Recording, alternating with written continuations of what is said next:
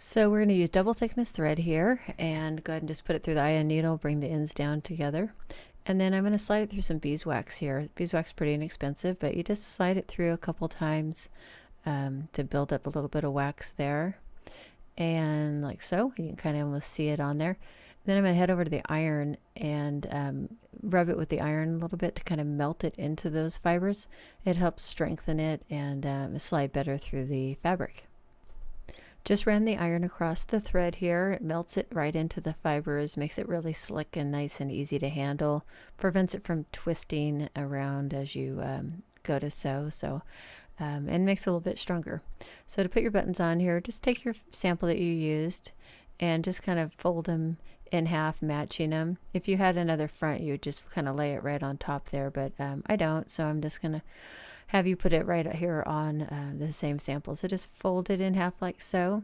You're going to start your needle right down the middle. Just like that. The buttonholes are cut open, so you're just going to stab right through that buttonhole and then go ahead and pull your thread through. I have a good knot tied on the end of that thread at this point. And this is the top side. This is where the button's going to go. Right there is where I had stabbed it, so I'm going to go ahead and take one stitch, and this stitch will go through all the layers, and you'll see just that little tiny bit of needle showing there. That's the only time that you're going to go through all the layers. Yeah, if you haven't tied your knot, just make sure you go back and tie your knot at this point. And I had not done that, so I'm going to go back and do that very quickly here. There we go. By putting our knot underneath the button, we're not going to see that knot. You don't want to have this big wad of threads on the back side of your fabric when we could actually hide them right underneath the button. So go ahead and pull that through like so. Go find your button that you're going to use. This is a 2-hole button. And then the only side on the other side of there is that little one stitch. So it's all going to be really clean looking. So up through the hole, go down through the other side of the other hole. And then this part, you just kind of take your time, position it in the right spot on the fabric. So I'm kind of lining everything up, nothing's twisted. And the distance right there between the 2 holes, we're going to go ahead and take that width of stitch. So it's about 1/8 of an inch where I'm grabbing just the top layer. So it's the top layer plus possibly the interfacing. But we're going to make sure that we attach, the button to the fabric. We just don't want to go all the way through and have it show on the back side. That's the only stitch that's going to show there. So go ahead and take through that top layer. All these stitches are just going to stay right up there, attaching to this top layer of fabric. And then I'm going to come back up through the hole here before I even pull it down tight against the fabric, because I found that it just kind of wants to twist around. This way it kind of positions itself perfectly where I want it.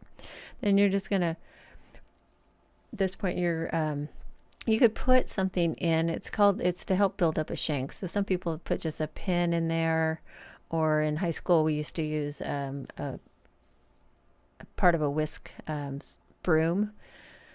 But I've kind of found another way to do it that I don't have to worry about that, where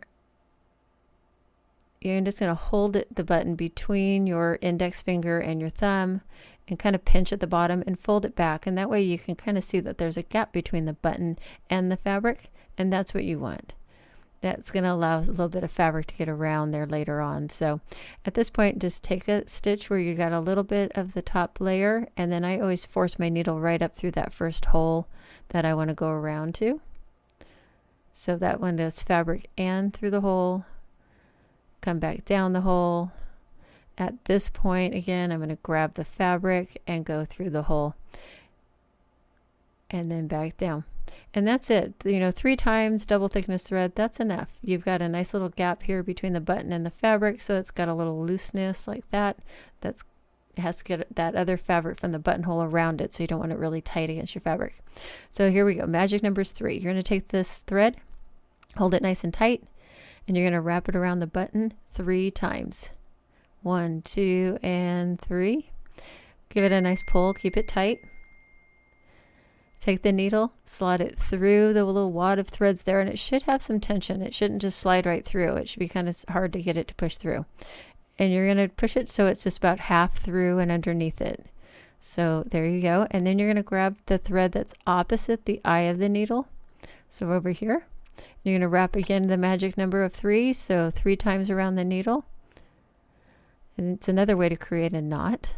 Hold it down, pinch it all, and then push that needle up and out, and just go kind of slow here. Again, the thread likes to spin and sometimes tie in a knot. Our beeswax is helping us quite nicely. There you go, and pull it through nice and smooth, and then go ahead and scooch that thread all the way down nice and tight. I always use my fingernail like this and make sure it's nice and tight. So the button's on, everything looks great. Just need to cut my thread now, and the best way to do that again is to go between the layers of fabric. So I'm going to come from under the button here, and because there's 2 layers, I can kind of just slide my needle between those layers, so nothing really on the other side, and then pull and give that a nice little snap pull. You want to pull the knot back down into the fabric a little bit, pull some tension on it, give it a snip, and then that long end is kind of between the fabrics. And then on the other side here, we've got lots of knots underneath, but on this side you have one little stitch. I think you can kind of see I actually ended up grabbing another little stitch back there, but even if that was 2, if the thread was white like you typically use, you wouldn't even notice that. So that makes it nice and clean on the underneath. And if you think on the front of a shirt, if the collar kind of flips open and the button's there, that would be a much cleaner, nicer look than this big wad of threads. So